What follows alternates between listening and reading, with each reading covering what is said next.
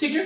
The verb is a word used to express some action, feeling और existence, यानी जिस शब्द से किसी काम का करना या होना समझा जाए उसे हम इंग्लिश लैंग्वेज में वर्ब को दो भागों में बांटा गया है।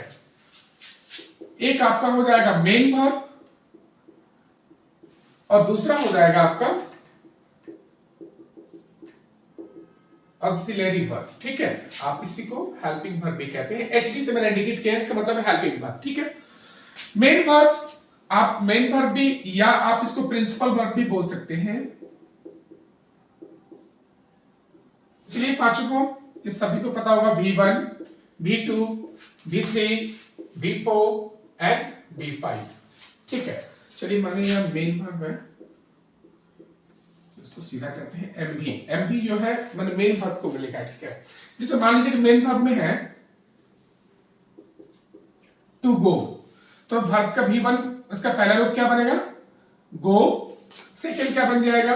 वेंट। थर्ड क्या बनेगा?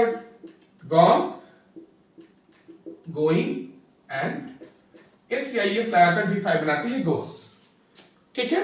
चलिए दूसरा लेते हैं हम लोग, टू राइट। राइट का V1 write, wrote, written, writing and write. Main verb के भी दो पार्ट होते हैं, दो भागों में बांटा गया है। मेन वर्ब को भी दो भागों में बांटा गया है, एक फिनिट वर्ब और दूसरा इनफिनिट वर्ब्स, ठीक है। मेन वर्ब को भी दो भागों में बांटा। मेन वर्ब में ऑर्डिनरी वर्ब भी है, लेक्सिकल भी है, ठीक है। तो मेन वर्ब्स को दो भागों में बांटा गया है, एक होता है फिनिट वर्ब और दूसरा होता है इनफिनिट वर्ब, या आप इसे नॉन फिनिट भी बोल सकते हैं, ठीक है। इनफिनिट बोल दीजिए या नॉन फिनिट,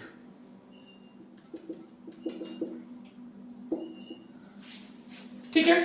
चलिए अब फिनिट वर्ब से हम लोग चलते हैं। अब चलते हैं फिनिट वर्ब। अब finite verb is that which is limited to the number, person and tense of its subject. मेरा कहने का मतलब ये है कि फिनिट वर्ब वह है जो सब्जेक्ट के नंबर, पर्सन और टेंस के अनुसार अपने आप को लिमिटेड रखता है। चलिए हम लोग एग्जांपल के थ्रू समझते हैं।